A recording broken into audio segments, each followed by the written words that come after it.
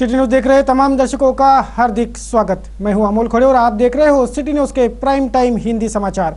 चलिए अब आपको रूबरू कराते हैं शहर के हर हलचल से। खबरों की शुरुआत करेंगे पथदर्शक सुविचार के साथ।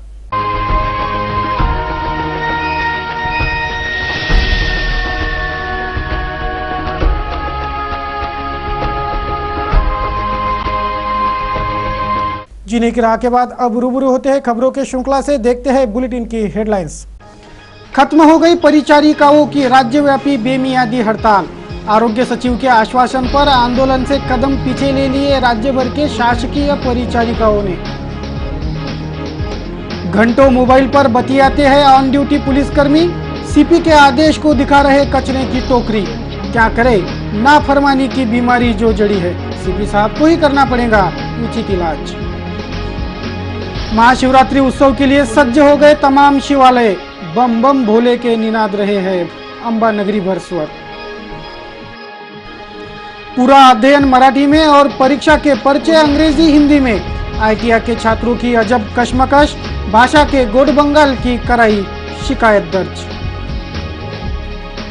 चांदनी चौक पर मामूली विवाद में चले चाकू, 2 घायलों को दाखिल कराया गया अस्पताल में। पुलिस ने दर्ज की मारपीट और चाकूबाजी की वारदात।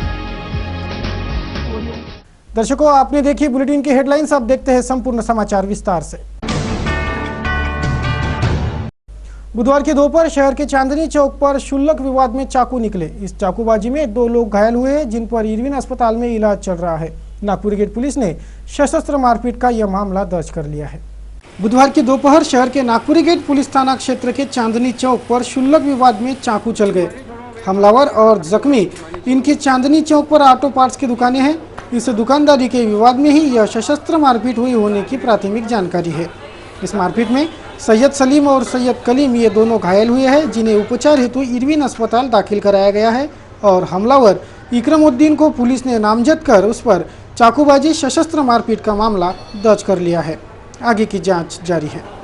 जिले के नया अकोला निवासी महादेवराव आत्माराम भोरे नामक 45% अस्थिव्यंग ने जिलाधीश को आत्मदाह की चेतावनी दी है। विगत 18 साल से मैं 7/12 की मांग कर रहा हूं, लेकिन मुझे न्याय नहीं मिल रहा। यह दुखड़ा सुनाते उसने यह आत्मदाह की चेतावनी जिलाधीश को दी। जिल्हाधिकारी कलेक्टर साहेब यांना शेतीसाठी अर्ज दिला। त्या शेतीवर साहेबांनी मला प्राधान्य दिलं 94ला। 95 पासून मी ती शेती काढली, तर कोतवालावर आणि पांडेबा यांच्या मार्फत काढली। त्यांना मी पैसे देत गेलो 1500 रुपये शेतसारा म्हणून। ते घेत गेले, पावती दिली नाही, तर मला तेव्हापासून ते असेच वगळत आलेले आहे। नंतर मी कलेक्टरच्या बरेच 4-5 कलेक्टरच्या भेटी घेतल्या। माझ्याकडे पत्र आहे, साहेबांनी ते निकालात काढलेलं शेत आहे, पण कलेक्टर इथून पत्र गेलं तेव्हापासून तहसीलदारांनी एकही पत्राचा अहवाल पाठवलेला नाही। शेवटी आता हे महिवाल कलेक्टर साहेब आहे, यांचं पत्र माझ्याजवळ आहे। यांच्या पत्रात मी आता हे आत्मदहनाचा इशारा दिला आहे। तेव्हा आता त्यासाठी मी आज आलेलो, कारण अर्सुड साहेब आमच्या गावाला अकोल्याला रात्री आले, त्यांचं भाषण झालं, त्यांच्याशी मी भेटलो आणि त्यांच्या घरी गेलो मगाशी। तर त्यांनी मला आश्वासन दिलं का मी येतो इथं, बा तुम्ही 3 वाजेपर्यंत थांबा इथं। त्यांच्या मार्फत आता मी कलेक्टर साहेबाला भेटणार आहे। एडीओ साहेबाला सुद्धा भेटलेलो आहोत। काल मी निवेदन दिलं तातोळ बाबूला एडीओ ऑफिसमध्ये सर्व कागदपत्रासहित। त्यांनी मला विचारलं, साहेब हे 18 वर्ष झाले, तर मी म्हटलं बा तुम्ही याचा विचार तुम्ही करा, 18 वर्षापासून का त्यांनी मला 7/12 दिला नाही। दिला तो सरकार जमा नावे दिला, तर असं प्रकरण ते 18 वर्षापासूनचं लांबत आहे साहेब। मंगलवार की शाम शहर के होटल ग्रैंड महफिल के स्पाइस किचन का उद्घाटन समारोह संपन्न हुआ। ये उद्घाटनीय समारोह शानदार रहा। स्पाइस किचन शुरू हो जाने से अब यहाँ देश विदेश के हर डिश का लुत्फ उठाया जा सकता है, ऐसा प्रतिपादन इस उद्घाटनीय अवसर पर किया गया। मंगलवार से शहर के कैंप रोड स्थित होटल द ग्रैंड महफिल का स्पाइस किचन शुरू हो गया। पारिवारिक सदस्य और मित्र मंडली की उपस्थिति में मंगलवार को इस स्पाइस किचन का उद्घाटनीय समारोह संपन्न हुआ। स्पाइस किचन यह विश्वस्तरीय लजीज व्यंजनों का रेस्टोरेंट है। देसी विदेशी पारंगत खानसामाओं की टीम स्पाइस किचन की कमान संभाले है। अब द ग्रैंड महफिल में विश्वस्तरीय हर लजीज व्यंजन का लुत्फ उठाया जा सकता है। यह विश्वास इस उद्घाटनीय अवसर पर द ग्रैंड महफिल के संचालकों ने व्यक्त किया। ये अमरावती में भी नया रेस्टोरेंट हमारा ग्रैंड महफिल का चालू हुआ है। इसका नाम है स्पाइस किचन और ये एक अमरावती वालों के लिए एक नया उपक्रम है और अभी ये आज से चालू हो चुका है और इसका लाभ अमरावती वालों ने लेने को है और इसका इंटीरियर वगैरह सब हटके है और इसके बॉम्बे से स्पेशल कंसल्टेंट आए हुए हैं, उन्होंने पूरा ये रेस्टोरेंट सेटअप किया हुआ है। अल्पसंख्यक छात्रों को सुविधाजनक शिक्षा देकर उन्हें उच्च शिक्षा के लिए तैयार किया जा रहा है। यह जानकारी एलिट मल्टीपर्पज सोसाइटी अमरावती ने एक पत्र वार्ता कर दी। पत्र वार्ता में दावा किया गया कि चुनिंदा छात्रों को विशेष सेवा सुविधाएं देकर उन्हें स्पर्धा परीक्षाओं के लिए सक्षम बनाया जा रहा है। हमारी कम्युनिटी को हम ज़्यादा पहुँच तक अप्रोच करना चाहते हैं कि हमारी कम्युनिटी के अंदर कॉम्पिटिटिव एग्ज़ाम्स को लेकर बहुत एपैथेटिक सिचुएशन है और उसी को मोटिवेट करने के लिए हमने एग्ज़ाम्स लिया है और उसी की तरफ हम आगे बढ़ रहे हैं। हमारी कम्युनिटी में हमारे काम के प्रति एक अवेयरनेस जगाना है ताकि लोग ज़्यादा से ज़्यादा हम तक पहुंच सकें, हमारा सपोर्ट करें ताकि हमारा जो मेन मोटिव है कम्युनिटी में के बच्चों में क्वालिटी एजुकेशन फैलाना है, एजुकेशन ड्राइव है हमारा, उसको हम ज़्यादा से ज़्यादा अच्छे तरीके से कामयाब बना सकें। महाराष्ट्र गवर्नमेंट नर्सेज फेडरेशन ने नर्सेज के मांगों पर ध्यान खींचते सोमवार से शुरू की राज्यव्यापी बेमियादी हड़ताल बुधवार को पीछे ले ली गई। राज्य आरोग्य सचिव से मिले ठोस सकारात्मक आश्वासन पर यह हड़ताल खत्म कराई गई है।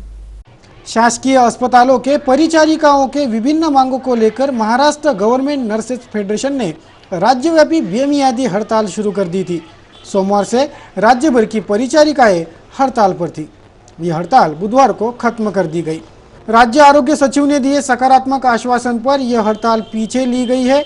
उक्त जानकारी आंदोलकों द्वारा दी गई। बहरहाल आईटीआई की परीक्षाएं चल रही है। आईटीआई के छात्र इस परीक्षा में हुए भाषा के गोड़ बंगाल की शिकायतें कर रहे हैं। हमें पढ़ाया गया मराठी में, फिर पर्चे क्यों हिंदी और अंग्रेजी में है, यह सवाल इन छात्रों का है। व्यवसाय शिक्षण एवं प्रशिक्षण कार्यालय अमरावती के देखरेख में आईटीआई के छात्रों की परीक्षा शुरू है, लेकिन परीक्षार्थी छात्र परीक्षा विभाग पर संगीन इल्जामात लगाकर भाषा का गोड़ बंगाल करने का आरोप कर रहे हैं। इन छात्रों का कहना है कि इन्हें पूरा अभ्यासक्रम मराठी भाषा में पढ़ाया गया है, लेकिन जब बारी परीक्षा देने की आई तो ये नहीं हिंदी और अंग्रेजी भाषा के प्रश्न पत्रिका थमाई जा रही है। ऐसा क्यों? मराठी में पढ़ाई होने के कारण पेपर भी मराठी में ही हो, वरना परीक्षा का बहिष्कार करने की चेतावनी ये छात्र वर्ग दे रहा है। सुशा उमाळे सरांना सहाय्यक संचालक जे आहेत आयटीआयचे, त्यांना आम्ही एक निवेदन दिलेलं आहे। त्यामध्ये त्यांना अशा मागण्या केलेल्या की जे आयटीआयचे विद्यार्थी आहे आपले, ते सगळं आयटीआयच्या विद्यार्थ्यांना जी शिकवणी होती ती शिकवणी पूर्ण मराठीतून होते आणि त्यांचे पेपर्स जे आहेत ते पेपर्स पूर्ण इंग्लिश आणि हिंदीमधून निघतात। तर त्यांच्यामुळे हे विद्यार्थ्यांचं एक मानसिक छळ आहे, एक शारीरिक त्यांचं एक नुकसान आहे आणि या गोष्टीमुळे विद्यार्थ्यांना खूप मोठा त्रास होत आहे। ज्या विद्यार्थ्यांचे जे पेपर्स हे बॅक राहील त्यांना जबाबदार कोण राहील? शासन राहील की ज्यांचे पूर्ण सर राहील? याच्यामध्ये त्यांनी पूर्णपणे याची तत्काळ माहिती काढावी। जसे MPSC आणि UPSCचे पेपर मराठी आणि इंग्लिशमधून येतात, हिंदीमधून येतात, तर त्याचप्रकारे यांचे पण पेपरसुद्धा हे मराठीतून आणि हिंदीमधून आले पाहिजे अशी आम्ही यांनी एक निवेदन देऊन त्यांना एक असं कळवलेलं आहे। तर त्यांनी आम्हाला याबाबत उत्तर द्यावं अशी त्यांनी विनंती आहे। पुस्तकं कोणते असतात? पुस्तकं यांना पूर्णचे पूर्ण जे पुस्तकं सिलेबस आहे या पूर्ण मराठीतून असतो आणि त्यांना शिकवणीसुद्धा आहे, शिकवणीसुद्धा मराठीतून असते आणि त्या कारणाने जे विद्यार्थी आहे पूर्ण शिकतात हिंदी मराठीमध्ये आणि त्यांना शिक्षण जे आहे आणि पेपर्स जे आहेत ते पेपर्स पूर्ण मराठीमध्ये येतात। याबद्दल आम्ही त्यांना निवेदन दिलेलं आहे।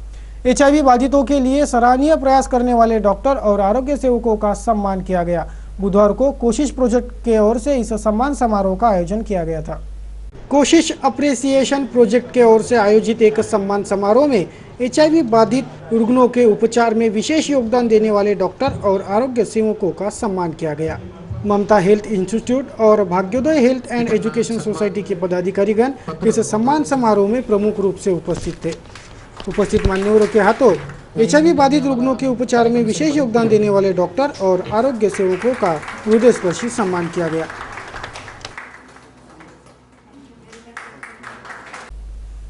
शालेय पोषण आहार कर्मचारी संगठन सीटू के बैनर तले कर्मचारियों ने धरना प्रदर्शन किया। विगत 4 माह का शालेय पोषण आहार मानधन थकित होने पर आंदोलकों ने महकमे का ध्यान खींचा। जिले भर के शालेय पोषण आहार कर्मचारियों का मानधन विगत 4 माह से थकित है। महंगाई के इस दौर में 4-4 माह तक अगर मानधन नहीं मिलेगा तो कर्मचारी वर्ग अपने परिवार का पालन पोषण कैसे करेगा? यह सवाल पूछते बुधवार को सीटू के शालेय पोषण आहार कर्मचारी संगठन ने जिला परिषद पर धरना प्रदर्शन किया।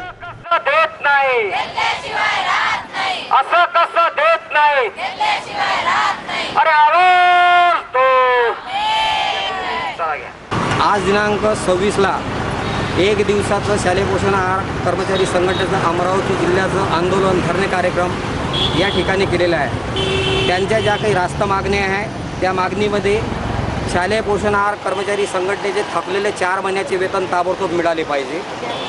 वैशाली जंगम वाडेगाव पंचायत समिती वरुड येथील आणि जैरुनिसा मंगरूळ दस्तगीर पंचायत समिती धामणगाव या दोनही शालेय पोषण आहार कर्मचाऱ्यावर जो अन्याय झालेला आहे तो ताबडतोब अन्यायाची चौकशी करून त्यांना कामावर पुन्हा घेतलं पाहिजे। सोबत शालेय पोषण आहार कर्मचाऱ्याचे मानधन किमान 5,000 रुपये केले पाहिजे।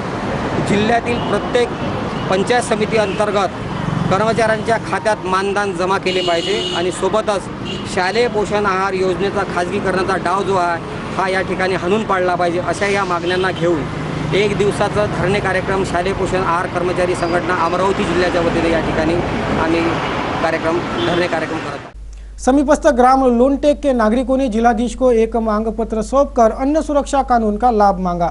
ग्राम लोनटेक, रायपुर पांडरी इन गांवों के किसी भी नागरिक को फूड गारंटी बिल का लाभ नहीं मिल रहा है। जिलाधीश इस ओर ध्यान दे, यह मांग इन नागरिकों ने जिलाधीश को सौंपे मांग पत्र से की।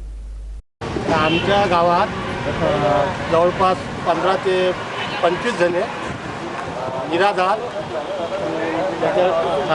कंट्रोल नाही आहे। त्यांना 10 रुपयाचं भेटते कारण आता असं हे अन्न सुरक्षामध्ये त्यांचे नाव घ्या समाविष्ट करणे